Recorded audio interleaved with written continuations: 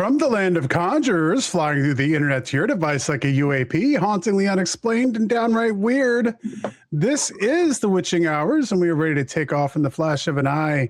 Good evening to one and all, wherever and whenever you are listening to this program. I am Frosty, and joining me, as always, is the medium, Jenny Lee. How are you doing, Jenny? I think the pollen's got me, but other than that, I'm doing okay. Yeah, the pollen, I think, has gotten everyone.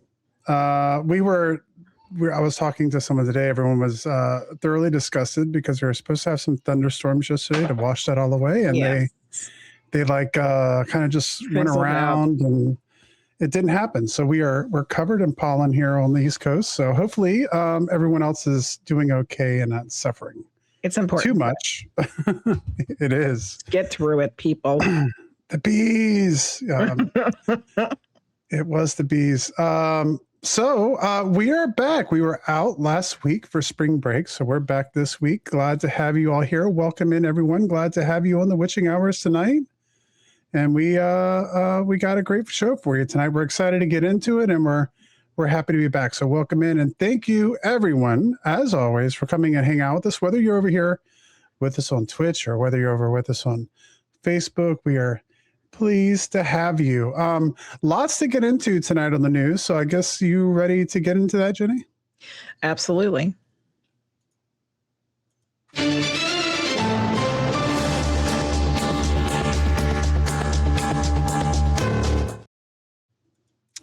All right. So in a world of mass production, there is still a place where tradition comes alive. At Vinson's Forge, every piece is forged by hand. Each piece is unique, durable, and built to last, and each creation carries a mark of true craftsmanship and care. Own something forged by fire.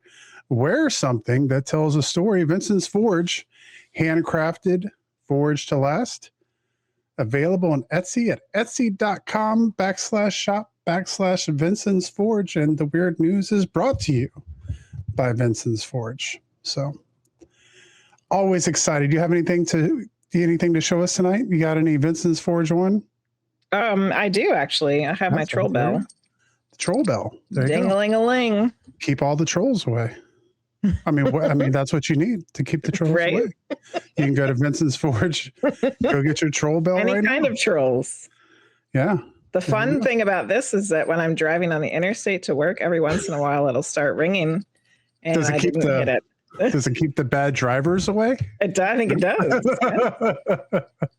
Magic. The rush hour traffic. Yeah, there we go. The traffic trolls. Excellent. What do you got for us today? Well, I did want to mention, since we have our sponsor, Vinson's Forge, also that they're working with you on Thursday, making a Team Weird coin. We're making a Team Weird pendant with aliens and UFOs on it. There we go. So that's going to be fun. I can't wait to see the finished project there. All right. So the weird news. We were talking to both of our guests today about Artemis 2. Mm-hmm. Artemis 2 launched earlier this week. It's been like 4-ish days or so that it's been traveling to the moon at 25,000 max speed, 25,000 miles an hour, headed to the moon, and is currently going around the dark side of the moon. Which I think came out the other side. Yeah. The feed came back on, and they're getting ready to see their solar eclipse situation. Yeah, they broke the record today for the furthest distance that humans have traveled away from Earth, broken by Apollo 13. Pretty cool. So that was been very interesting. So I guess that's kind of the top news story today. I will say, I was a little disappointed.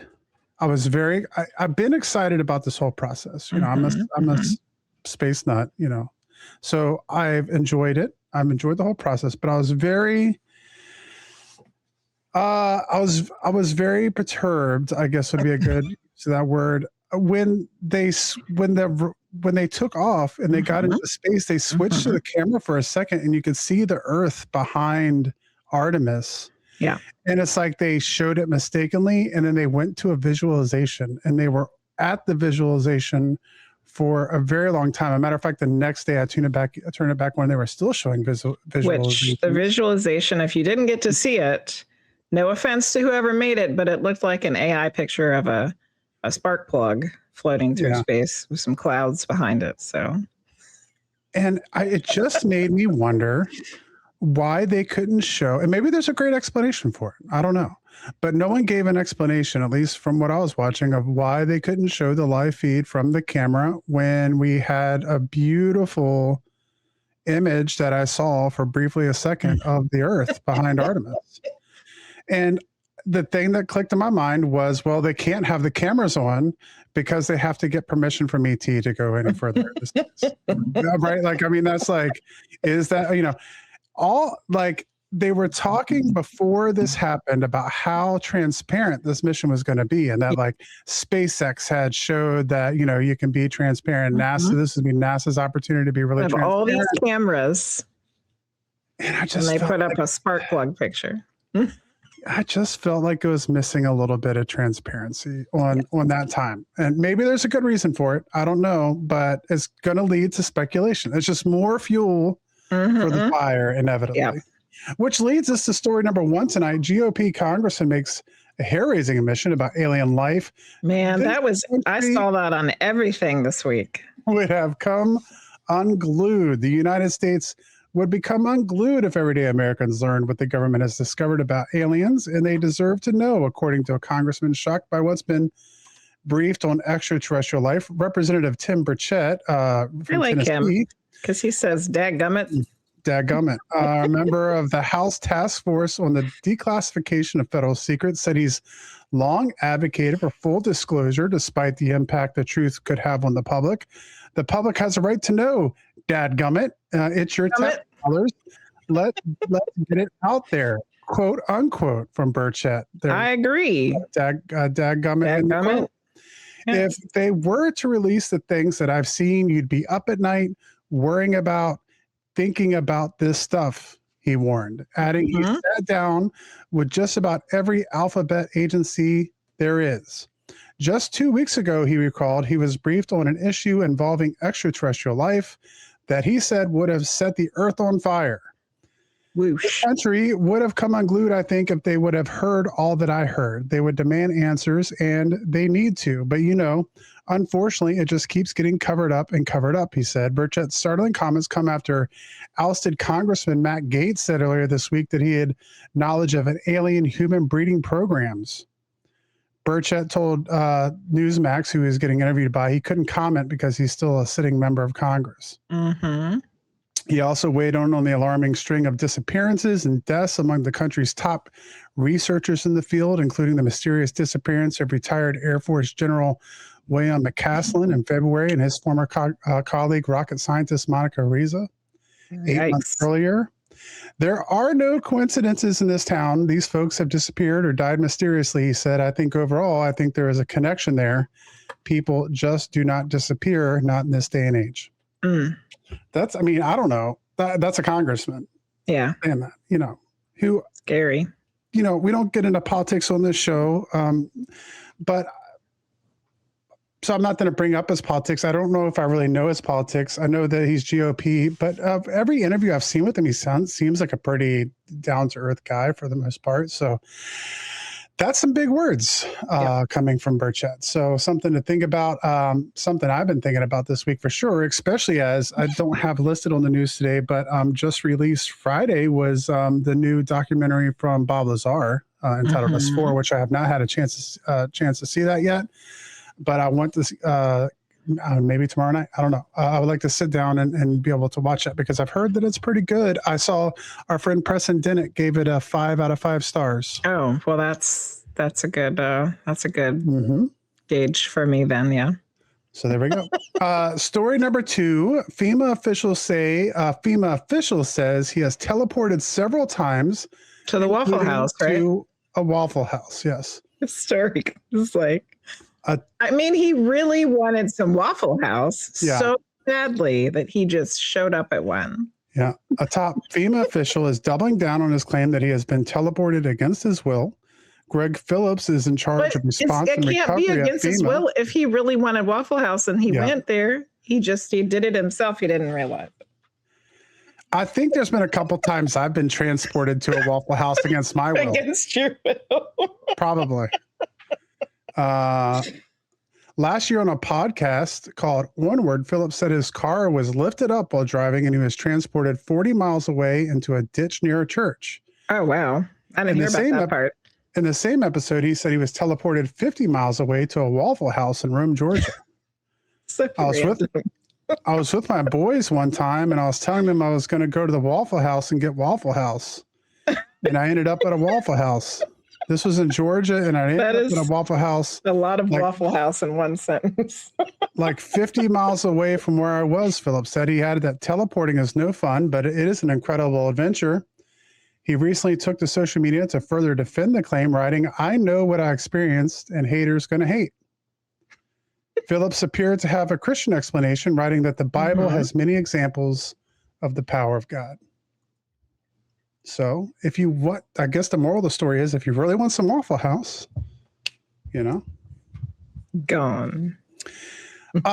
If you have the microplastic emotes, if you are so, if you are so chosen, throw those in chat. Scientists say this popular food could help your body get rid of microplastics. Scientists in South Korea have identified a surprising ally in the fight against plastic pollution inside the human body.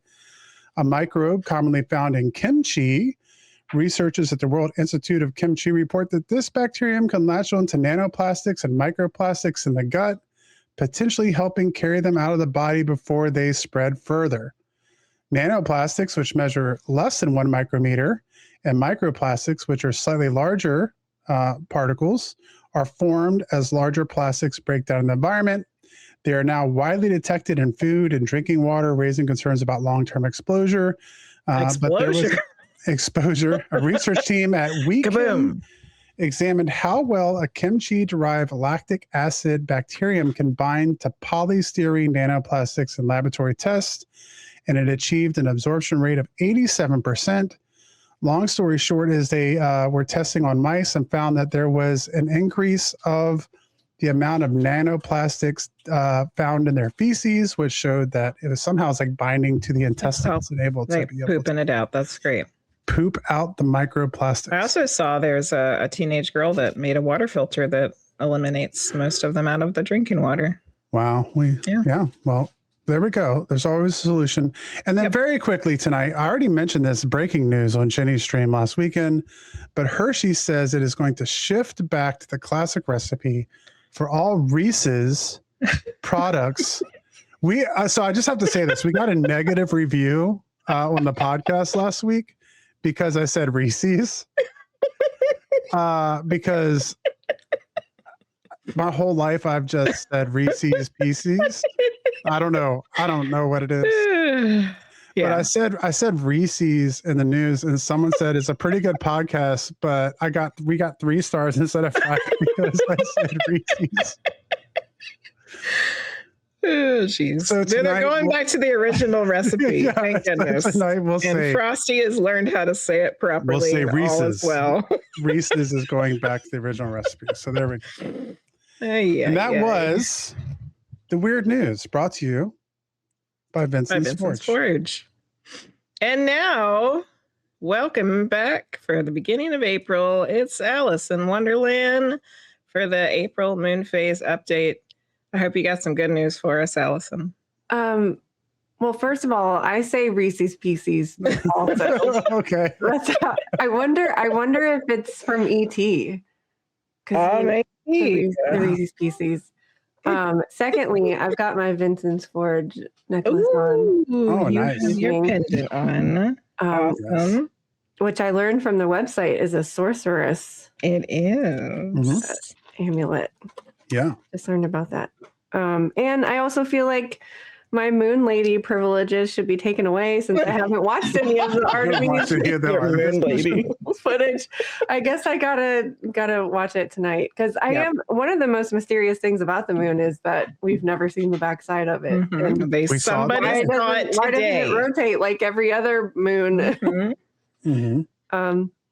Yeah. Well, unfortunately, April is the dumpster fire. No, all of the dumpster fires. Allison. but it doesn't really start until the end of April or the middle of April. Okay. And it's kind of clustered into this 1 week that's just going to be like dumpster fire after dumpster fire after dumpster fire. Fantastic. And it's all Aries energy. So the sun moved into Aries at the end of March. So currently we're already in Aries season. It starts at the spring equinox. So it's the fire that ignites spring. And it just kind of continues. All the planets slowly kind of join the Aries party. And then it's just all of these planets. We have the sun, Mercury, Mars, Saturn, Neptune, Lilith, and Chiron. So 7 planets in Aries, just all lined up right around the new moon. And the new moon's happening April 17th. Yikes. And that week, so the week of April 13th through the 19th is just this weird Aries party that every day something different is happening in Aries. But before we get to that, we had our full moon already this month. Mm-hmm. We had the Libra full moon, which honestly kind of felt like very much like a breath of fresh air. It feels like April 1st, there was this kind of like being kind of a feeling of being in the eye of a storm, because Libra is an air sign. So it just feels like we're in this hurricane of just like so many things happening all at once. But the Libra full moon kind of pulled us into the center of that. I felt like finding some balance and harmony and just kind of like peace or acceptance with things. So the beginning of April does kind of start out with that feeling of acceptance. Okay, like here we are. What are we doing now? Like we understand that things have to crumble so that we can rebuild them. And there just felt like there was this sort of alignment at the beginning of the month, which is very much like Libra season also. But what happens after Libra season is Scorpio's like, boo ha, you thought you were balanced, you thought you were stable. No, here's your shadow, and here's something that's just going to pop up in your face like all of a sudden, like, and you have to deal with it, and then you have to find that balance and harmony again. So that's kind of the lesson of Libra, is figuring out how to balance your scales after something has like caused it to teeter totter. So the first week of April, we had the full moon in Libra. Mars moves into Aries on the 9th. So I don't know what day that is this week. April 9th, Mars moves into Thursday. Aries, which kind of feels like igniting, like striking that match and kind of holding it there. And we're like, which thing are we going to set on fire first? Which firework are we going to... Can't we blow it out? Quick, blow it out. You can try to, I guess. But when Mars moves into Aries, I mean, Mars is ruled by Aries. It's the planet of action. It's starting, and it's that feeling of that momentum, of that like gun going off at the starting line, and just like jumping into things and jumping into spring. And then it's that following week, April 13th, the week of April 13th, that is kind of all the planets going into like this little football huddle and like joining together in Aries, and like, okay, you go here, and figuring out this play by play. So April 13th, Mars and Neptune come together, which honestly very much feels like Mars is the planet of action and war. Neptune is spirituality, dreams. And so them coming together kind of honestly just feels like spiritual warfare. Like they're going to make this war out to be something that's going to save us and blah, blah, blah. So that's happening Monday of that week. Then Mercury moves into Aries, which is the planet of communication that can help us hopefully find some words to explain what's happening here. Probably. Sun and Chiron are going to come together in Aries. And I'm sorry, I didn't mean to talk over you. Oh, yes, I was just saying, there's going to be a lot of expletives. That's where we're going to find those. Yeah. There's too much fire happening, and I can't slow down. when I'm talking about it. So the sun and Chiron come into Aries Thursday of that week. And Chiron is, I kind of describe it as being kind of spiky, like it hurts. Chiron is our wounds that like continuously open up over again. We have to deal with them. So the sun and Chiron together in Aries, and we already had an instant with Chiron in March. So it just feels like, I feel like something spiky. We're talking about fire, but like, it just feels like something cutting, cutting deeply. Also on that day, Mercury and Neptune are coming together for their little football huddle. So it's kind of like Neptune met up with Mars. Now Neptune's meeting up with Mercury, and it seems like all these planets are just coming together and formulating this plan of what we're going to do with all of this fire and what we're going to do with all of this energy. And then the next day is the new moon in Aries, which traditionally and normally we would use the new moon in Aries to start something and to be excited about something and to hit the ground running with something. To start up a fire extinguisher. Yeah, go running for the fire extinguisher. And then, so this is when things start to slow down a little bit after the new moon, because Mars and Saturn come together in Aries. And Saturn feels like the referee of the football huddle, because Saturn's going to delineate things, find the boundaries, call the shots, and kind of monitor things, because Saturn is the planet that helps us find boundaries and helps us know, like, draw that line, like what line are we willing to cross, what line is like not okay to cross. And then also that day the sun moves into Taurus, so that's like the first sign to like bring us back down to the ground. That's the sign that's going to like find the fire extinguisher and try to put some of these fires out. Shoveling dirt on the fire, I don't know, because Taurus is an earth sign. And it's like all of these planets coming together in Aries, like getting excited and about things. And then Taurus is like, okay, we got the plan. Saturn delineated the rules. And now Taurus is like, we're going to take one slow step at a time towards this rebuilding, towards this, like, delegating things and what fires are we putting out, or what are we just letting burn to the ground, and what are we rebuilding? So hopefully when the sun moves into Taurus after that week on April 19th, and then the start of Taurus season is 420. So it's kind of like, everybody calm down, smoke a joint, and like, let's figure this out. Then the last week of April, Mercury and Saturn are coming together in Aries. So we've still got more fire at the end, but it's not as like volatile feeling, because Mercury again of Saturn is like kind of delineating things and setting boundaries. But then we do still have Uranus moving into Gemini, which we talked about that last year when it first happened. It retrograded back into Taurus, and we talked about Uranus being the planet of liberation and freedom. So I think it's like this football huddle coming together, helping us figure out, how are we going to evolve? How are we going to start the revolution? How are we going to move forward with things? Because Gemini wants to have that conversation. We've had all of the ugly, dirty, nasty truth of things come to the surface. And now Gemini wants to have these conversations about, like, what are we going to do about it? How are we going to create a different future? How are we going to move forward? How are we going to, like, liberate ourselves from the muck from the dumpster fire that we set? And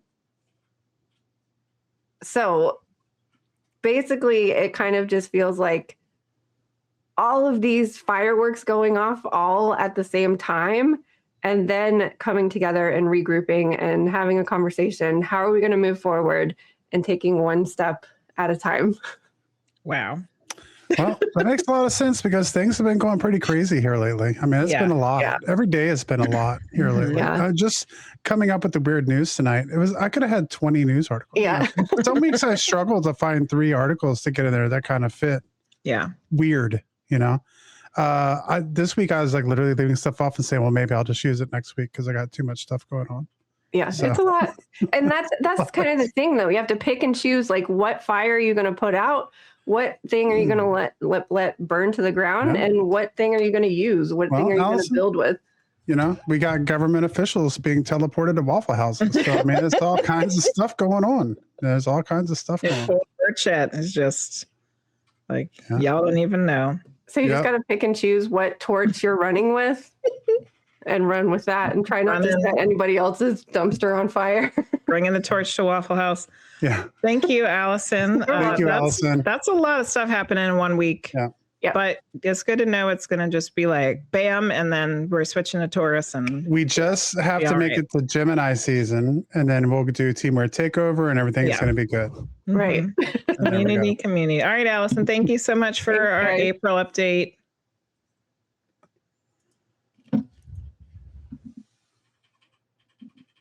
All right, guys. Jeff Belanger is an author, podcaster, storyteller, adventurer, and explorer of the unexplained. He's written more than a dozen books that have been published in 6 languages. He's the Emmy-nominated host, writer, and producer of the New England Legends series on PBS and Amazon Prime. He provides programs and lectures to audiences all over the world, and he's been the writer and researcher for every episode of Ghost Adventures on the Discovery Network since the show started in 2008. Jeff has made media appearances on hundreds of radio and television programs and podcasts over his 25-year career, and he has a passion for mysteries and legends. Please welcome to the show, Jeff Belanger. How are you doing, Jeff? I'm hanging in there like a hair in a biscuit. Yourself? There we go. We're doing great, and we're so excited to have you on. Is one of the things I guess to get started with tonight is just, we've gone through the explosion of paranormal in media. There's been shows that have come around like ours, and before us, there's lots of ghost shows that were coming on, and you had this explosion of paranormal television.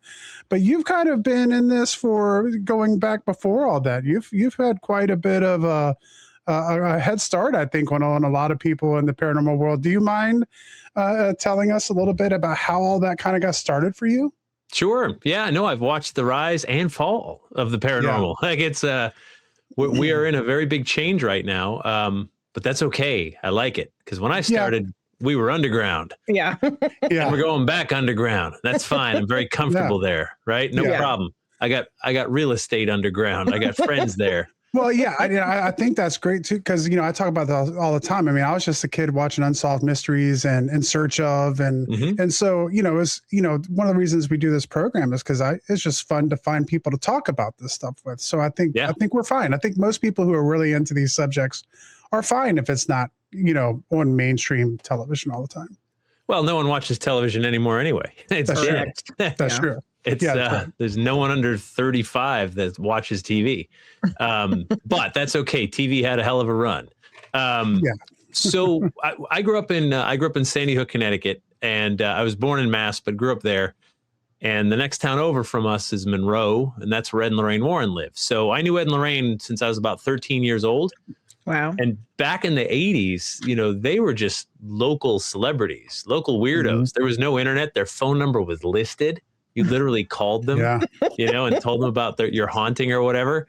And they made the paper and stuff. And I'd go see them around October, do like library programs and things.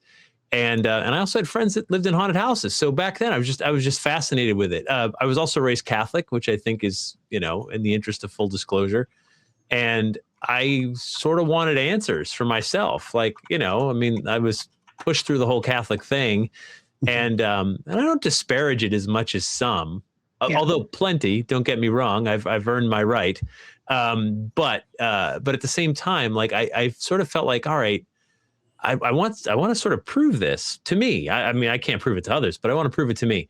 And I wasn't kind of getting that feeling in church anymore. So anyway, I got older, I started writing, and around October, you go looking for ghost stories, haunted features. And so publications I was writing for, I just got hooked on. I love history. I love interviewing people. And so back in the 90s, I was writing for newspapers and magazines. And that eventually turned into a website called ghostvillage.com back in 1999. This is when I first started that. And that's been going for 27 years, you know, and then from there I started writing books, and then I started working on Ghost Adventures, and then started, like, this became my full-time job in 2004, but that wasn't a plan. That's just sort of what happened along the way. I was sort of called into it. And now at this point, like, I love it, and I can't imagine doing anything else. But yeah, we have seen the rise where there was like 57 paranormal television shows that were fueling it big time. There were so many paranormal research groups, matching t-shirts, websites, right? The whole thing. And then I think it just got oversaturated, and all the TV networks more or less dropped all the paranormal shows. They've all been sort of canceled. But that seemed to happen very quickly. Do you have any thoughts on, because we've talked about that. I understand that it got oversaturated and maybe people got tired of it to a certain extent, but do you have any insights onto why it just happened so quickly? Sure. Here you go. Ready? In 2015, 71% of American households had cable. In 2025, it's 36%. Do you have any further questions? Okay. Yeah. So people are cutting the cord at breakneck speed, and TV survives off of eyeballs and ad revenue. All TV shows, you know, and so people still want this content. That hasn't changed, but what used to get, so first of all, you know, 40 years ago, 50 years ago, TV was divided into like 13 channels. So the pie could be cut into 13 slices, right? And then cable came out, and there were hundreds and hundreds of channels. So now the pie could be sliced into hundreds of channels, which was fine, because you're like, oh, I like history, so you have the History Channel, or I like, you know, weird shows, so here's Discovery or Travel or whatever, all these little niche channels. There's not enough eyeballs to let those channels survive. So they're going out of business, they're consolidating, they're streaming, they're trying to figure all that out at breakneck speed. But the reality is, making these shows is really, really expensive. And all TV networks, not just paranormal, but all TV networks are getting beat out by people watching cat videos on YouTube. Yeah. Right. And YouTube pays zero for their content. Right. It's just, oh, look at the funny thing my cat did. And if there's 10,000 eyeballs on that cat, that's 10,000 eyeballs not watching TV. And that's it. That's just, we've gotten really short attention spans. We don't sit in our living rooms and consume television the way we used to. And so we're in a very rapidly changing time. People still want this content, as you know, you're watching, but now it's just divided over so many options: podcasts, live streams, books. You know, there is still a TV show or two out there. You know, History Channel's doing some stuff. And so we're just looking at, but there's no central superstars anymore. There's no way to like sort of centralize this market, and it is a market, right? For me, I've been doing this long enough that I'm kind of excited to return to traditional media. I think AI is a huge danger to humanity, and as a creative person, and all my friends are creatives, like, you know, I have a big fear when when we stop looking to artists to create the art and just let the machine feed it to us. And I have hope. So my daughter's in college. She's 19, and nothing offends her in the world more than AI. She has like vinyl records, which by the way, I just heard this statistic the other day. Vinyl records did $1 billion in sales last year. Wow. The last time vinyl did $1 billion in sales was like 1980 something.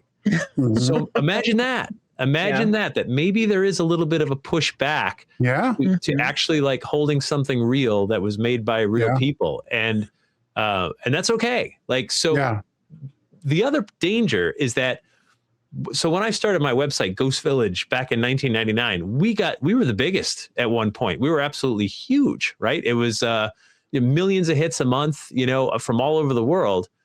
But then social media killed us. Social media came out, you know, like late 2009, 2010. And then what happened was everybody started going to social media channels and saying like, oh, well, I'm into the paranormal, but I'm also into guitars and classic cars. And so I can go to like Facebook and I can join the paranormal channel, and I can join the guitar channel and the classic car channel. And that's pretty cool. And I get that. And I get that all of your friends and everybody's in one place.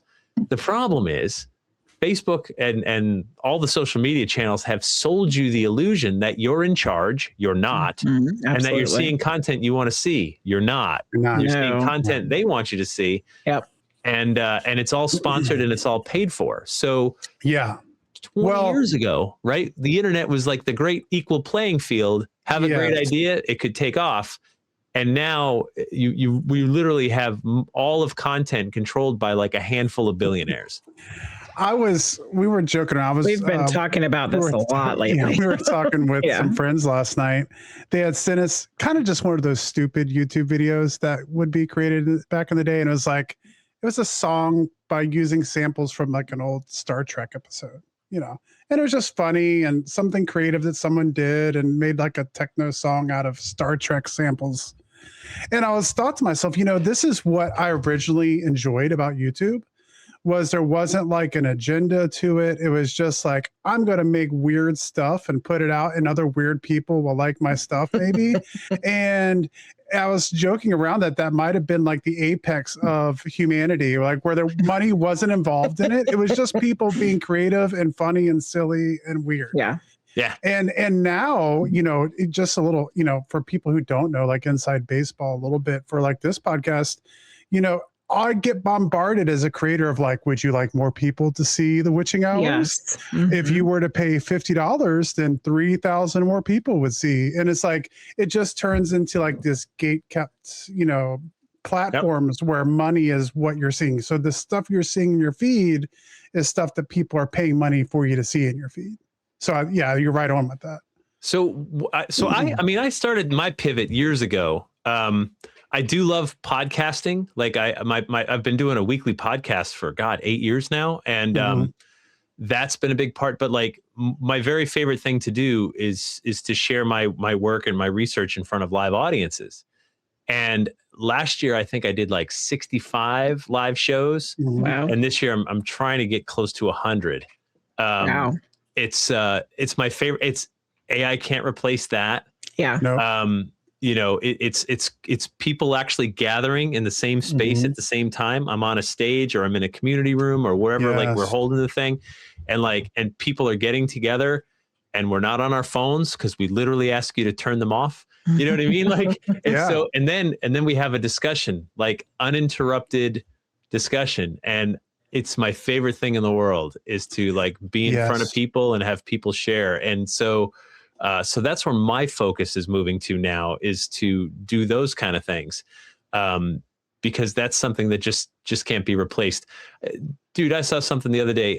Amazon limits you to self-publishing 3 books a day. 3 books a day. What the hell? And I'm like, 3 a day? Only Like, 1,000 a year? Yeah. it takes me like a year to write one. If you're writing 3 in a day, that's not bad, to be honest. Like, look, if you're putting out 3 books in a day, clearly you're just using AI. Yes. And the problem is at some point, a consumer is just going to throw their hands up and go, well, these books are all just $1, right? Well, because they were written with AI. I mean, if I could churn out 3 a day and I sell each of them, if I get 2 or 3 downloads a day, $9-10 times, 20, 30, 40 books, suddenly, you're paying your rent just by not doing anything. Yeah. And so, but the consumer starts to go like, well, there's all these choices and it's just based on keywords and whatever, and it's cheap. So it's like eating really bad calorie food. You know what I mean? It's like eating just ramen noodles. You can eat it. You'll feel full. Hey, ramen's a treat once in a while. I'm not disparaging ramen, but you can't just eat ramen. Yeah. Yeah. I like the idea of what you said earlier, because that's something that we're looking at getting more into as well, because you have so many paranormal events. Like you said, you're looking at doing like 100, and there's all kinds of paracons and stuff that happen.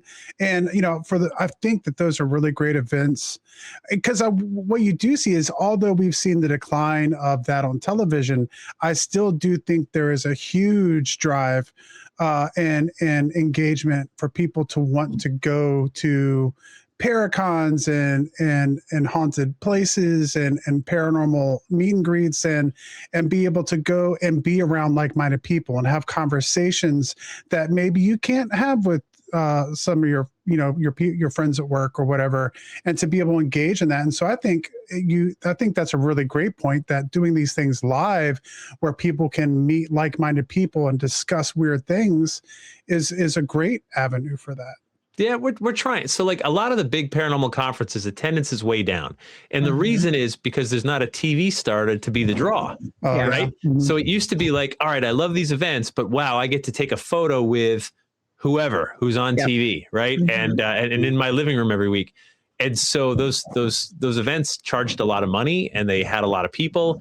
And now they're just dwindling and dwindling. Small events are doing okay. Small events, yes. Which is the ones we've done mostly have been smaller events. Yeah, for sure. And they're great. You know, like maybe they're charging $20 to get in or $25 to get in. And they're just having like regional people that can talk about their region. And that's great.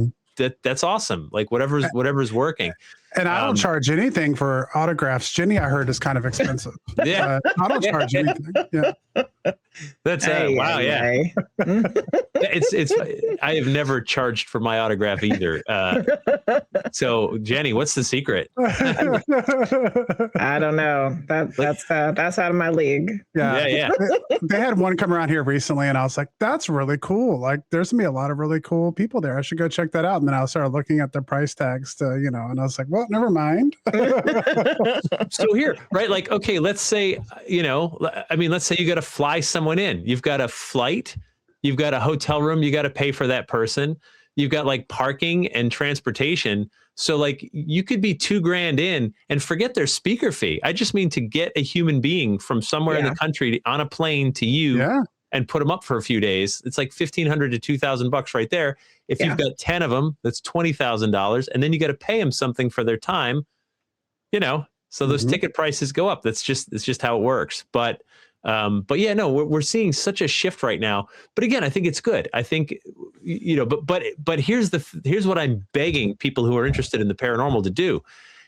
Get off just social media. Social media is fine. And you got your favorites, follow them. But I mean, like, go search the web like we used to. Go find like websites that have information and that have sources and stuff like that. Read books again, like actual books that have been vetted by publishers, edited by editors, researched by authors. Get out there and do the work to find the stuff that's worth your time. And so yeah, $4.99 for wow. You only got to sell a couple of those a month and you're doing okay. Yeah, Hoagie upcharges. He's expensive. Yeah. That's pretty good. Thanks, hostess. Yeah. Like 5 autographs a month. It's not bad. But so I think that but we live in a time where we've gotten so lazy because our phones just keep feeding us, right? And feed this dopamine and feeding us ramen, all that ramen. Feeding us ramen, endless ramen. Not even the good flavored one, just crunchy, 10 cents a pack. Pretty much just salt. Yeah. Salt and carbs. And but I think like we need to sort of like invest in our own interests, whatever they are. In our case, it's paranormal. And instead of just, getting what's fed to us. But I do think there's some people that are still doing cool, innovative stuff out there. There's people worth following on social media, that it's not just like, this is what I had for lunch, bro. It's just, it's like they're taking you into places and showing you the history and some of the research. And so, I mean, I'm always hopeful. I'm an optimist to the end that the cream finds a way to rise to the top, and that, we will be okay taking it back into the underground.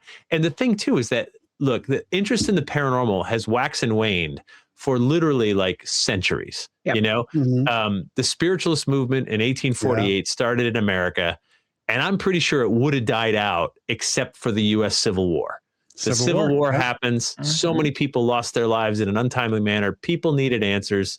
And so suddenly mediums were like, I can give you answers, right? And then their Ouija board came out of that, and like all kinds of ancillary products.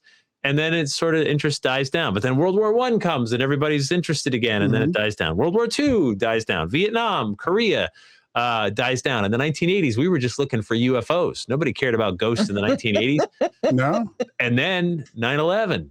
And that's a line in the sand. And suddenly we all got real interested in ghosts. Ghost Hunters came out in 2004, Ghost Adventures 2008, 753 other shows came and went, you know, in those coming years. And all of a sudden we were talking about it. The good news is I do think we have safely taken the subject out of the shadows and made it okay to talk about around the water cooler at the office. Yep. That was not the case in the 80s, all that long ago, even the 90s, really. I actually had a guy at work today come in the building. He was getting a tour to see some things they're going to do in our space. And all of a sudden he walks past me and he says, "That's where the ghost lives down there. I've talked to that ghost before." And I was like, what is happening? This is like some bigwig that works here. And he's talking about a ghost that happens to be in my office area. And I was like, wow, okay. Do you want my autograph for $499? $499. I can talk to that ghost for you, sir. Yeah. Apparently he can talk to it. But that's too, cool, though. right? So like, but we're allowed to talk about it. So that's great. Like, so we have pulled it from the realm of we don't talk about that. And that's a good thing. That's I'm a fan of that.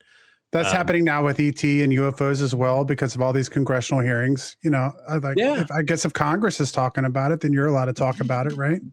Anything but the Epstein files, I guess. Well, right? Yeah, that's a whole another one. That's a whole nother topic. Yeah, like there's aliens, quick. Get the aliens. Because too many of us are listed in that file. It was very convenient. Yes. Yeah. Like, we'll disclose. We didn't want to, but we're gonna. All right. Again, Catholic boy, right? So years ago, this was not the current Pope. This was years ago. The Pope at the time issued a statement, a proclamation saying, look, if life is discovered on another planet, it doesn't negate our Bible in any way or our teachings. And I went, oh, like the Pope didn't just sling that out on a whim, right? Someone talked to the Pope. Someone from like NASA was like, hey, Pope, guess what? Right? The Mars rover might be driving along and a little bug like chitters by. Like, you need to get ahead of this because we think we're going to find pretty compelling evidence pretty soon that there is indeed. I mean, first of all, it'd be silly for there not to be life out there somewhere. Like that all this exists just for us. Like that doesn't make any logical sense at all to me. But someone got to the Pope and said, you're the spiritual leader of roughly 1 billion people in the world. You gotta drop a few hints here because something's going to come out. And I went, wow. And then when those pilots went on 60 Minutes to talk about the Tic Tac, object that moved 80,000 feet in 1 second in atmosphere and said, we don't have anything that can do that. And those guys were in uniform. They didn't go rogue. They were allowed to go on that show from the top down to be like, show the video, declassify it and talk about what you saw. Just be honest. And, when I saw that, I was like, wow, like I've heard this song before and I heard it dating back to the 1940s, right? The Foo Fighters. That around World War II aircraft. They didn't interfere, but they were seen and photographed and Tic Tac shaped. And, I was like, wow. I mean, they've been here before. They're here now. And now we're starting to get good high resolution video of it. And we're starting to talk about it more. So I'm a fan of that. I'm a fan of discussing it because we don't have all the answers. But I think the discussion is important. Yeah. And it gets wilder and wilder because it's like, I was expecting, okay, Congress isn't talking about this. Okay, we're going to have somebody from the Air Force come out and say, the Tic Tacs and the Go Fast and all that. But now we're at a point where they're talking about recovering biologics and alien human hybrid breeding programs. And like, it just keeps getting more and more sensational. But I guess that's the world that we live in right now. I think we've just gotten to a clickbait system where everything has to be sensational, but it's definitely a million miles away from whatever the heck we were getting, 2 decades ago. Yeah, absolutely. Where nothing was allowed out. Now it's almost like you have to filter through all this information that you're getting. It's almost too much. Well, so that's the thing, right? We're living in a time where we are subjected to more information than any human brain has ever been able to process in all of human history, right? Like if you lived just 200 years ago, like the biggest news in your life would be like your neighbor's cow had a calf. You'd be talking about that for like 2 weeks, right? We gotta go see it, Jenny. Yeah. Let's go. Well, I'm up for baby cows. Yeah. But that's it. That would be the biggest news. Like, oh, Jeff's farm, calf had a cow had a calf, and they'll be like, wow, cow had a calf. Everybody okay? Yeah, everybody's good. Everybody's healthy. Oh, that's great. Congratulations. Wow, right?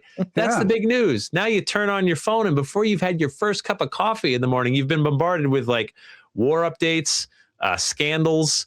There's aliens, and you're like, whoo, it's not even 8 a.m. yet. So we live in a time where like we need to filter better than we've ever filtered before. For sure. For sure.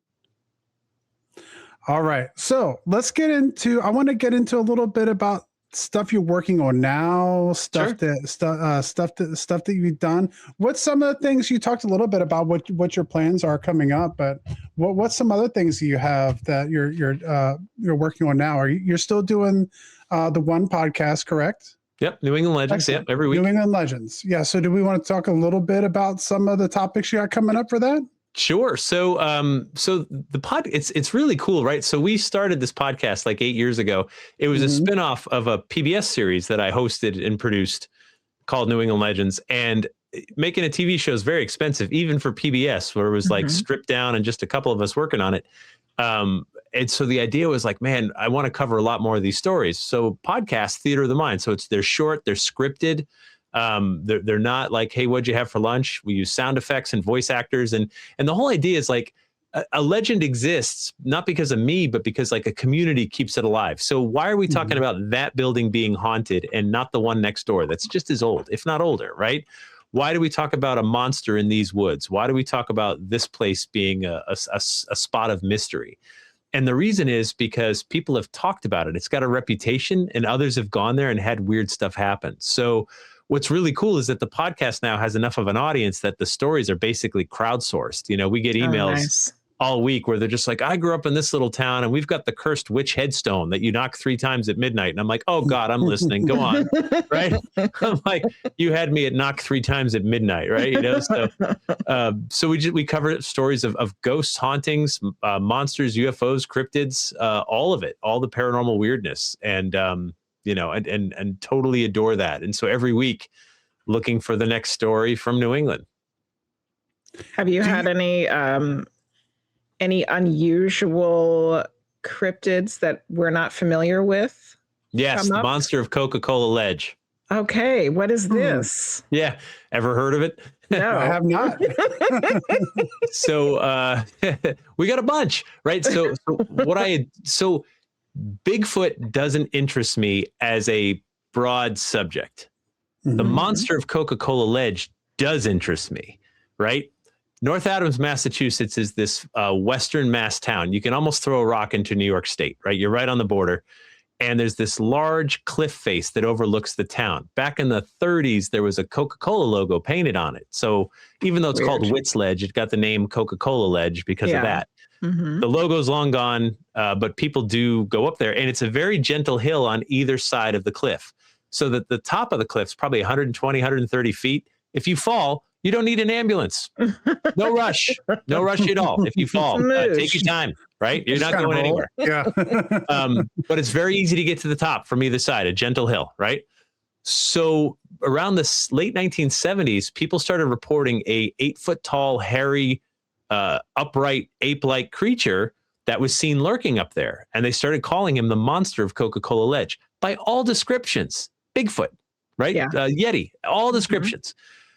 But locally, the monster of Coca-Cola Ledge. And I adore that. People have fallen from that cliff. They have died. And parents have told that story for a number of reasons, right? I get, because I'm a dad too, right? So I get, on the one hand, if you tell the story to your kid and you tell it well, there's a monster up there. Do not go up there. Like that monster will get you. Yeah. On the one hand, I want to tell that story and tell it really, really well, because that monster is going to keep my kids safe if I can successfully scare my kid from that cliff. Yeah. Now, if my parents told me the story of the monster of Coca-Cola Ledge, it would have backfired spectacularly. I would have been like, yes, I'm just going outside to play for 2 minutes. I'll be right back. Right. There goes As Jeff. I back Woo! up. Yeah. I'm like racing up that hill, getting out cameras and everything else. I'm like, I'm going to find Bigfoot. But at the same time, so I understand like kind of all sides of it, right? Sometimes we tell the story because we want to keep our kids safe. Sometimes we tell the story because we're not sure. And that's not the only, like, basically Bigfoot sighting in that region. October Mountain, which is, I don't know, maybe like a 45-minute drive from there. The largest state forest in Massachusetts. That's been multiple sightings in the 1980s have made the newspapers of like, Bigfoot sightings up there. So I love those kinds of like weird cryptids. We have one in right south of Boston called the Dover Demon. And the thing about the Dover Demon is that I have never heard its description anywhere else, which is unusual. Usually, like, okay, Monster Coca-Cola Lit, it's Bigfoot. You've heard the story thousands of times. Dover Demon is like this, it's described as like, maybe as big as like a chimpanzee, but bald with a bulbous head, almost like a gray alien with the big eyes, but low to the ground, spindly fingers. And it was only seen over a 25-hour period in the 1970s by 4 different witnesses. Weird. The first guy, Bill Bartlett, who saw it, he didn't have a camera because it's the 70s. There's no cell phones or anything. But he's a fine arts painter today, like one of those painters that can draw like a photograph. And he went home and he drew what he saw. Later, like an hour later, less than a mile away, another kid did a sketch of what he saw, same creature. And then the following night, a girl and her boyfriend were parking in a car and they saw this thing that they first described as a naked child jump on the roof. But then as they saw the drawings of the other 2 people, they said, no, that's what it looked like. Just this fleshy colored thing. Lauren Coleman documented the hell out of this in his book, Mysterious America.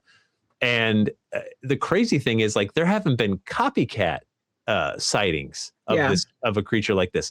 Now, since I put the podcast out, episode on that one, I did get someone contacting me, like, like an hour away north of Boston, saying, I've seen a creature like that around here. It's here too. Not impossible, but at the same time, I would love to see a photo. I would love to see someone capture something on that.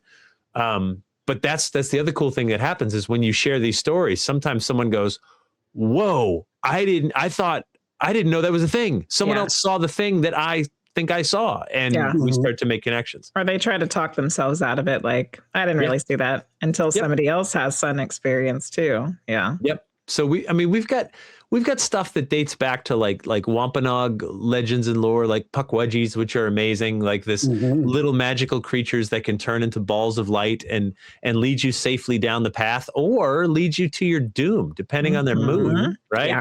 Couldn't count on them to be good or bad. And I was like, well, that sounds a lot like Will-O-the-Wisp. It sounds a lot like, fairy folk from Celtic lore. It sounds a lot like Inuit legends from Alaska, even African legends.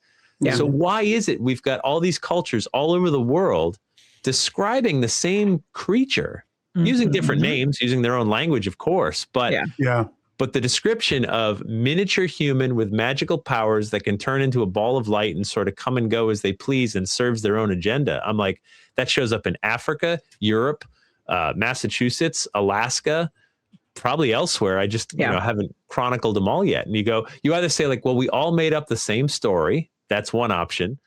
Or somehow we were communicating with each other 1,000 years ago, but I didn't know if there were phones or, like some technology that was used and lost, or they're real.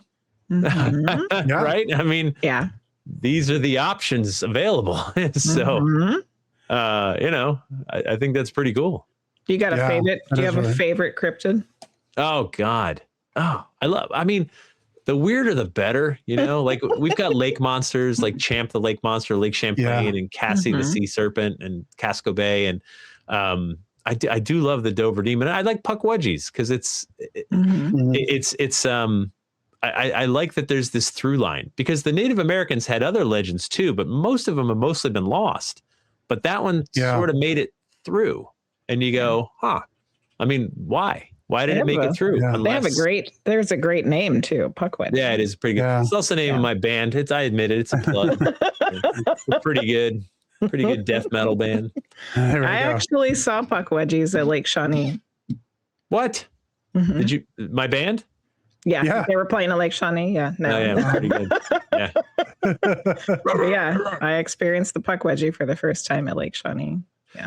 But I also get that. So, because we've had people, like I've had people contact me and said, I think I saw a Puckwudgie. And I said, well, why do you think that? What did it look like? You know, whatever. And it's just it's a term they knew. It doesn't mean they saw a Puckwudgie. It does mean they applied that term to the thing they saw, Mm-hmm. which may or may not be right. You know, Yeah. like they didn't compute. They saw some weird thing and said, oh, I've heard about the Puckwudgie. That must be a Puckwudgie. So it turns into like a catch-all, which isn't necessarily Yes, it fair, does. but we do our best. And when you get into the fairy world, which we had our friend Andrew Warburton to talk about that. He has a book, New England Fairies, and he came on to talk about that. And there's so many, but they're so similar. So it's like, you know, are people seeing the same thing, but describing it a little bit different? And now we have two different kinds of these fae that are actually the same thing, so there's lots of different options there. All right, real quick, I want to take the opportunity. We've reached the top of the hour, so I want to reset real quick. Welcome in. If you've joined us since the beginning of the show, we are joined tonight by guest Jeff Belanger. We are talking about all kinds of paranormal topics tonight. We've talked about UFOs, we talked about fairies, we talked about ghosts, we talked about Bigfoot. We've talked about all kinds of things. So welcome in, and we're glad you're here. If you have a question, as we're talking tonight, if you have a question for Jeff, put that in the chat, and we will get that question to him during the show tonight. I guess I should put in a reminder while we still have time. If you go to the witchinghourspodcast.com, you can still get your tickets for Team Weird Takeover, which is our little Team Weird gathering that we're going to have this year at Lord Baltimore Hotel in Lord Baltimore. We're going to have it in Baltimore, Maryland. So feel free to come join us there. There's limited tickets. It's a small event, but we're going to have some cool things to do. We're going to do a seance that night with Sam Baltrusis. We're going to do some paranormal investigation of the hotel. We're going to have some lectures and classes and just a fun paranormal weird day and evening for you guys. So go there, get your tickets if you haven't gotten them yet before they run out, and come join us June 27th and 28th. And that's at thewitchinghourspodcast.com. So I want to get started with our comments again and getting back into our conversation. If you have a question, move it along. And I also wanted to mention as we get going, we have pinned to the top of the chat tonight the website for Jeff, so you can go check that out. Also, I put a link in chat a little earlier, so you can go check out the podcast over on YouTube. And if you're listening at another time in another place, I will have all the links to Jeff listed down below in the description, so you can go check all of that stuff out. If you are watching the show or hanging out with us now, then you already know Medium Jenny Lee. But did you know you can book a private session, explore her spiritual services, or check out her latest content all in one place? Head over to mediumjennylee.com. Whether you're seeking guidance, answers from beyond, or just curious about what the spirit world has to say, Jenny offers personal readings, mentorship, and more. Don't miss your chance to connect directly. Visit mediumjennylee.com and take the next step on your spiritual journey. Your journey to the weird is just a click away. In a world of mass production, there's still a place where fire meets steel and tradition comes alive. At Vinson's Forge, every piece is forged by hand, unique, durable, and built to last. Each creation carries the mark of true craftsmanship. Own something forged by fire. Own something that tells a story. Vinson's Forge, handcrafted, unforgettable. Available now on Etsy. All right, Hoaxer's got a question for you. What is your most unforgettable ghost encounter or story? Probably the first one, right? So I didn't grow up in a haunted house. That wasn't my backstory, right? But I had friends who did, and I believed them. I just didn't see it for myself. I had started writing about ghosts and hauntings in 1997, and it was 2003 that I saw my first. I was in Paris, France. I was down below the city in the catacombs, and I was completely alone because no one would go with me. Goodness. And I'm down there walking around, and I get to the part that says, stop. This is the Empire of the Dead. And as I walked through, there was just surrounded by millions of bones, right? Human skeletons all around me. And it sort of takes your breath away at first. And then I start to calm down and I'm walking through the tunnel and I get to this long straightaway where I mean, if I stuck my fingertips out on both sides, I would be touching skulls with both fingers. And I stopped because suddenly like a shadow the size of a man stepped out from one side, went to the other and went back. And I went, all right, wait a minute. I thought I was down here alone. And then my first instinct is like, there must be a side tunnel up there and someone's down here. Like someone's messing with me. Yeah. So then I keep walking because that's also the way out. And there was no side tunnel. It was straight all the way to the very end. And in that moment I went, oh my God, like, I think I saw a ghost. I don't have another word to describe what it is that I saw. It was like 11 in the morning, sound, mind, and body. And it was one of the things. And by the way, at that point, I'd interviewed hundreds of people about their ghost experiences. And I mean, I always took the position like, well, okay, I believe that you believe. I wasn't there, but I'm not going to call you a liar. But suddenly, not only did my experience feel real, it made all those other people that had told me their stories. I was like, look, I'm not psychic or sensitive or anything. I was just there and lightning struck, you know? I mean, like I was there and it happened. And I even went back like 3 years later, I was back in Paris again. And I'm like, all right, I'm going back. I'm going right back to where it happened. And I'm like, all right, come on out. Here I am. And they didn't get the memo, but I thought too, like, so my last name, Belanger. Well, over there, it's Belanger, right? It's a French name, even though fancy. Even though I'm a mutt, right? We're like all mixed up here for generations. But I was like, my DNA is in these bones somewhere, right? There is literally some distant relative. There just statistically has to be. And I was like, was that the connection? Was that the thing that connected me in that moment? And I just caught a glimpse. I didn't feel fear, didn't come after me. I wasn't attacked. It was just there and I was there and then it was over. And I will never forget it. Wow. You know, it's kind of interesting because like the way you were explaining the reaction you had, I feel like that was kind of the reaction I had the first time and I would imagine that a lot of people have the first time I see a ghost. You don't automatically go, that's a ghost. You're going, what is that? Yeah. Because there's, it's not a person with a sheet on, and it's not, make logical sense of it. Like light blue floating object in a white dress. It's like, what is that thing that I saw? And then as you kind of narrow it down, at least for me, it was like, oh, well, I guess that was a ghost. Like, which I think is interesting because you explaining your story kind of made me think about that. Like you have to go through this process. Your brain is going through this process of elimination. Like, what could that be? Well, so we use the words that we have, right? So like, I reached the ghost conclusion. I didn't have another word. That's the best I could do for you. So I did a whole study on like sleep paralysis and old hag syndrome, right? So old hag syndrome, for those who don't know, like you're asleep, you wake up, you're very conscious of where you are, but you're paralyzed. You can't move. You might see like some dark mass coming toward you and you're petrified. You're short of breath. Oh my God. And then it's over and then it's gone and you can move again and everything else. Depending on what books you read or what shows you watch or what podcasts you listen to, one person would say that was an alien abduction. That was a gray alien coming toward me. He or she paralyzed me with some sort of mind control, and that was an abduction. A person who reads different books and watches different shows would say that was an incubus or a succubus, a demonic attack in my prone sleep state. A skeptic would say that was temporary sleep paralysis combined with a hypnagogic hallucination, which is a leftover dream. And the real answer is they're all correct, right? Yeah. They had the experience, they interpreted it as best they could and used the words and language that they have based on their lives. And so when we see something that doesn't compute, we do our best. We dig into the most primal parts of who we are to try to label it.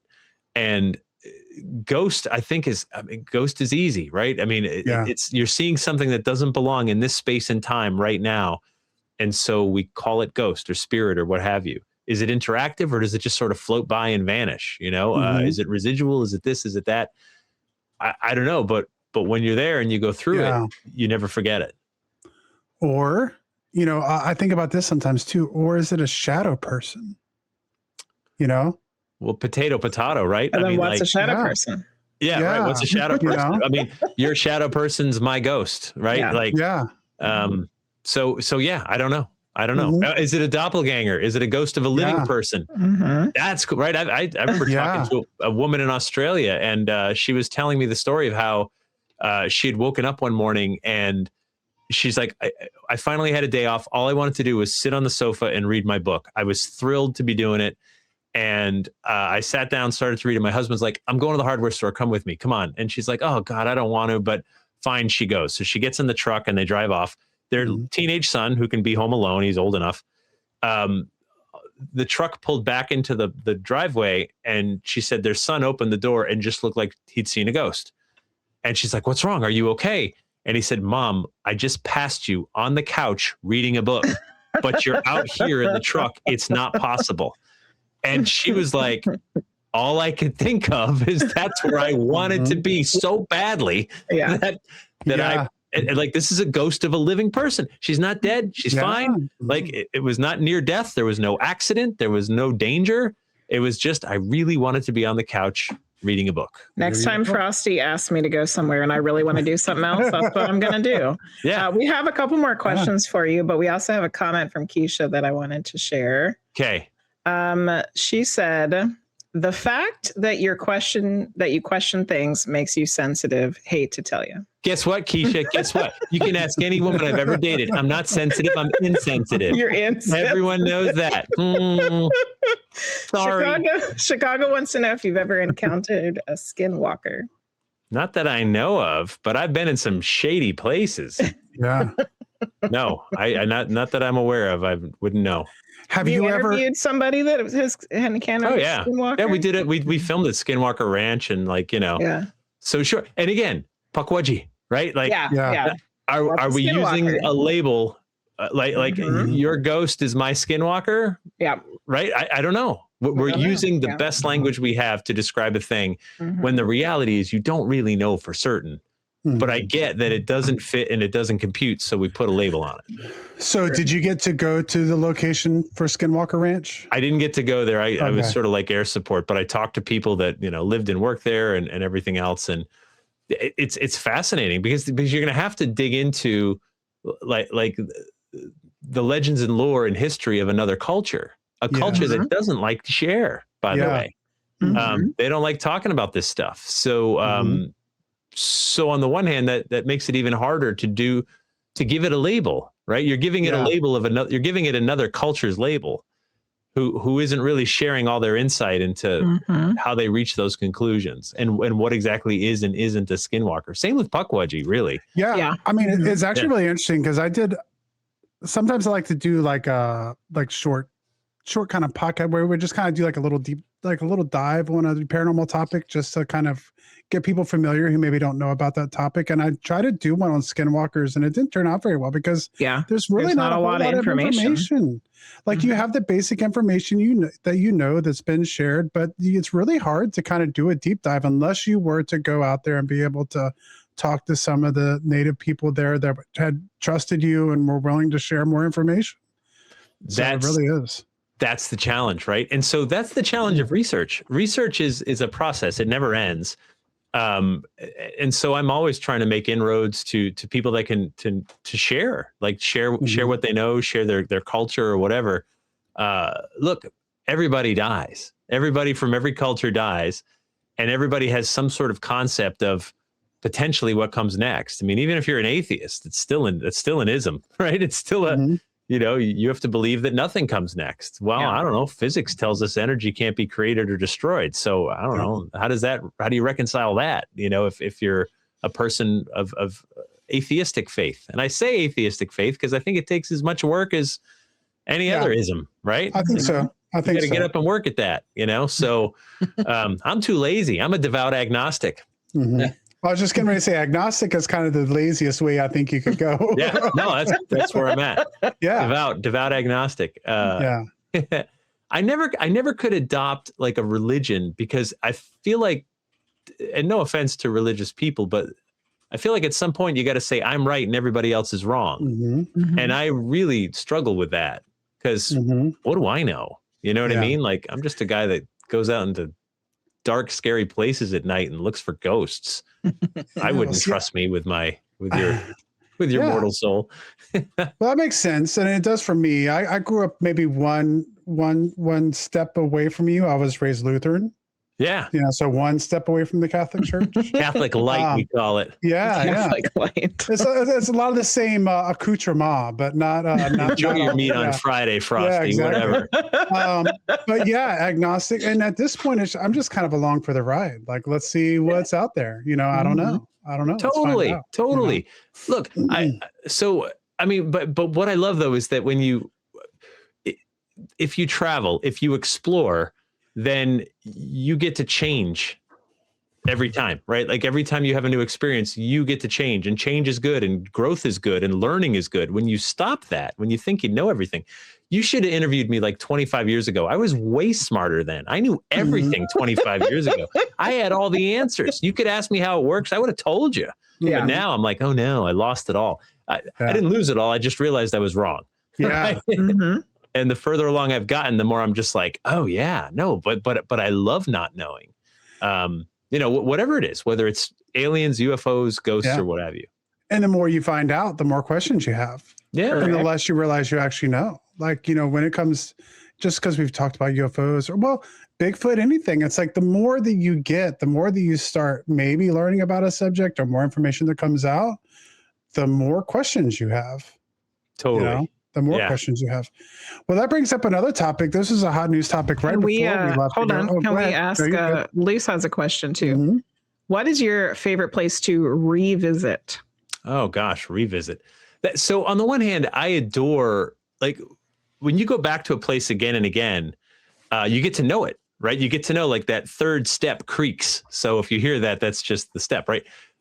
So that's really cool. But I'm also, I'm always interested in the next story. But one place I've come back to many times over my career is the White House in Washington, D.C. I wrote about it in my first book way back in 2004. I had a whole chapter on the White House. And as I was working on that, I'm like, my God, there is so much here. It could be its own book. And a few years later, I wrote a whole book on the ghosts of the White House. And I called the White House the switchboard. And I said, hey, I'm an author working on a book on the ghosts of the White House. Can I talk to someone? And they were like, sure, hold on. The main number. I didn't have a connection, And for the record, I like to keep my presidential campaign contributions right at zero. That's where I'm comfortable. Then I know what I'm buying. You know what I mean? Yeah, exactly. Like if I give a candidate $20, what do I get for that? I want a return, And I don't have enough money to actually buy votes, I want laws changed to benefit me. I don't have that kind of money. So I give nothing, and we'll continue to do so bravely. Anyone running for president, you can count on me for nothing. I'm there with you. But anyway, all of a sudden, the boss answers the phone at the White House. It's not the president, it's the chief usher. The chief usher is the person that about 100 employees report to: butlers, cleaning crew, groundskeepers, cooks, like people that have worked for that White House, doesn't matter which political party's in power. And I said, hey, I'm interested in working on this book about the ghosts of the White House. He goes, yeah, we're not interested. I said, well, look, it's a children's book, and we're going to use ghosts as an innovative way to teach history, because you can't know who a ghost is unless you knew who a person was. Mm-hmm. And he went, go on. And so I had to get sponsored by my rep. I had to go through a background check. I got to go down there. I got to go through the White House. I got to interview some of the staff, and they were so forthcoming about their ghosts. They all had stories. Wow. And I'm like, I can't believe you. They were just open books. They're like, oh yeah, I've seen a ghost. And then I realized too, like, butlers can't get fired, right? Not for saying you saw a ghost. Yeah. Now, if they talked about the business of the first family, like, but they would never do that. Yeah. They're like, I'm not selling you what they do or say or think. I'm telling you what I saw. And it was so amazing to be there and get to go through it. And I contacted every presidential library. I got every reference to presidents and ghosts from every library ever.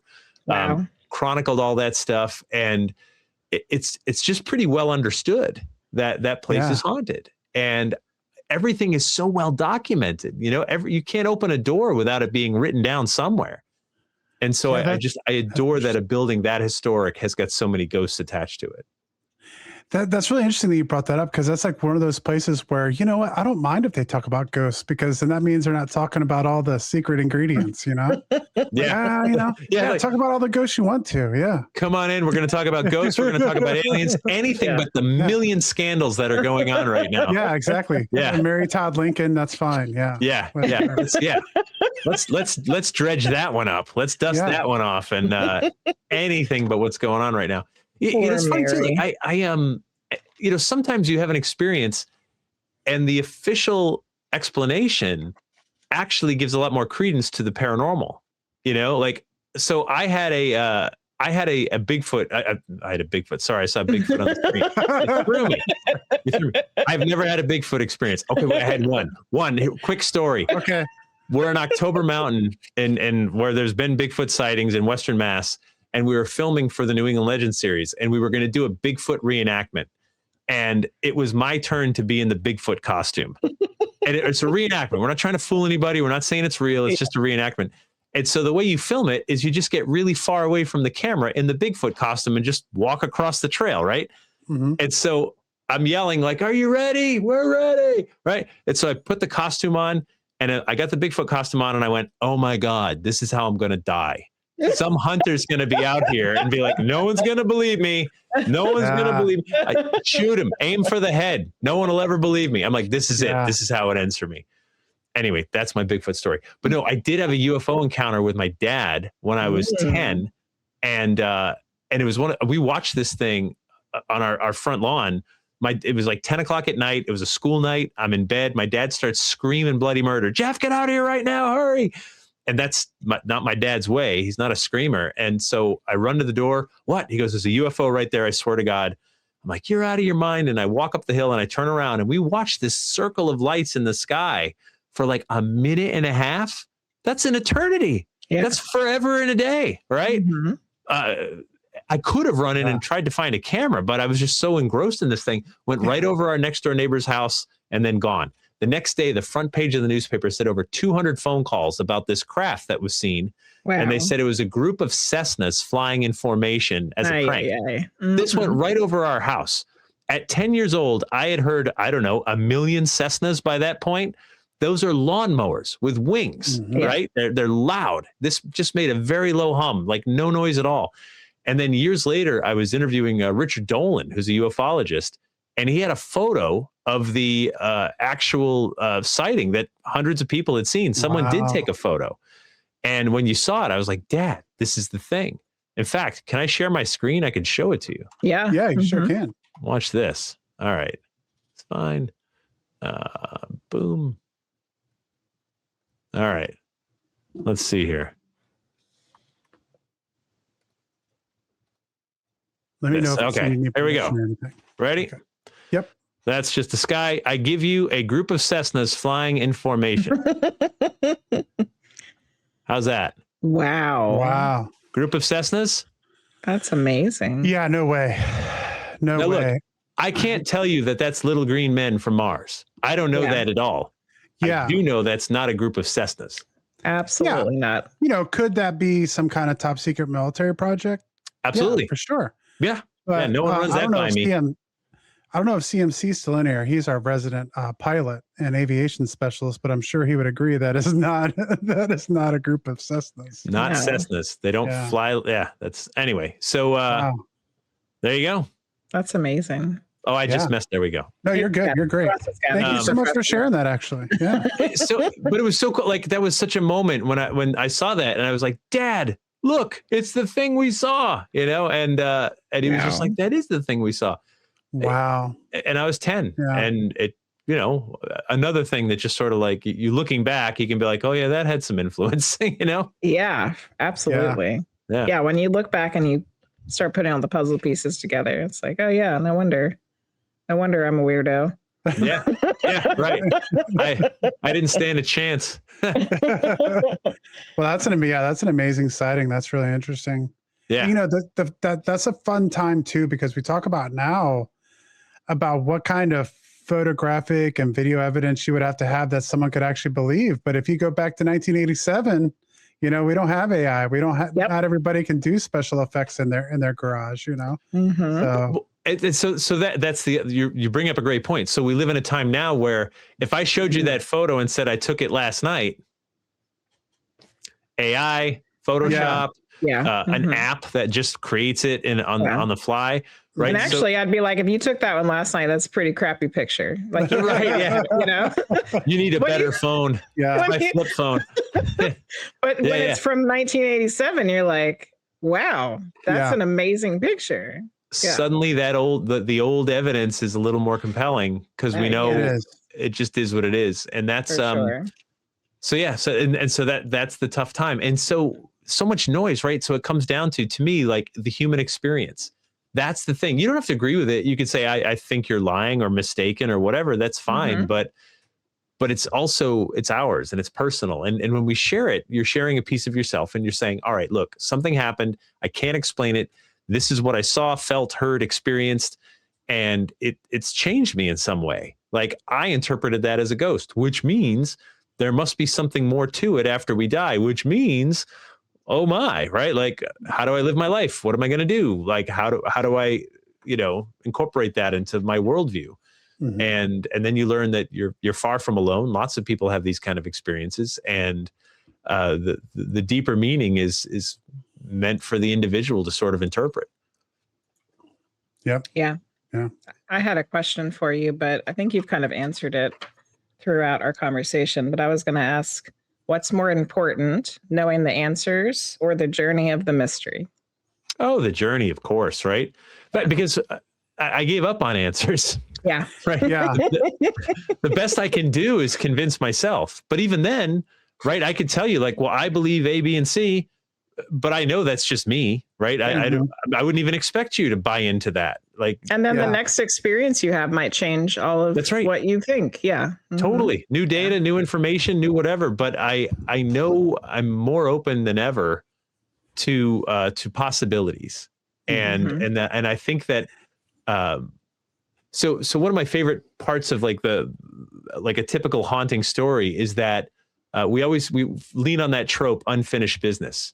And I think that's totally true. It's always unfinished business. However, I think we think of it backwards, right? We think the ghost has unfinished business. I don't think they do at all. We have unfinished business. Lizzie Borden house in Fall River, Mass. 2 people were murdered. No one was ever punished for that. That haunts us. We go to that house. We summon Lizzie. We summon Andrew. We summon, Abby Borden, right? We try to think about what were the motivations? Why did it happen? Who done it and why? We don't let that rest because it still bothers us. It bothers us. It doesn't bother Andrew or Abby or Lizzie anymore. They've made their peace with it, right? But it does bother us. And that unfinished business will keep that place haunted as long as we keep talking about it, pondering it, and wondering who did it. Had Lizzie Borden way back in 1892 just got on the stand and said, yeah, I did it. I hated them. I killed them both. I promise you, you would have never in your life heard the name Lizzie Borden. Yeah, it would have been forgotten to history. That'd have been it. Yeah. Gone. Yeah. Well, that brings up a whole bunch of other questions, but unfortunately, we're out of time already.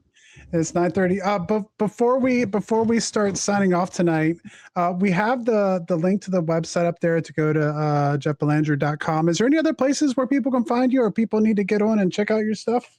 Yeah, sure. I mean, if you're into my podcast, New England Legends, wherever you get your podcasts, all the podcast services have it. I do a zine, a print magazine called Shadow Zine, which is still kind of new. We've done 11 issues now. And those are various authors, just like short print publications on various topics. My latest one is on time travel, which was a really fun topic. That's one of our favorite topics. Yeah. Okay. There it is. Anyway, there it is. So, and that's really taking it back to the roots, going with the zines. I know, right? Yeah. So I'm an old metal guy, so zines were, the way we did it. That's where I started. I started in zines, man. So it's really cool to be part of that again. And then you on my website you can see where I'll be live. I'll be in New Orleans Wednesday. We're doing a haunted tour, like group tour for the rest of the week, and then I'll be somewhere all throughout the fall and I even saw into your winter. list. It was pretty extensive. Yeah, but I love it. My favorite thing. Excellent. That's awesome. Well, I also wanted to plug you have a new book called Wicked Strange, which is a photo and storybook which I'm a photographer too. So I was excited to see that. And maybe we'll have to have you back on because I had about 10 other questions for you we didn't get to. So. Well, sure. Thank you. Yeah, no, I'm always working on new books, and it's when you do this, it's always working, right? I'm either writing a book, working on a podcast, doing live things. Creative people have to create. Doesn't end. Yes. Yeah. Mm-hmm. Excellent. Well, thank you so much for coming on the show, Jeff. We appreciate having you on. I had a blast. Thank you. Good talking to you. Excellent. All right, everyone. For all of you who are listening at another time and another place, we will see you all next time.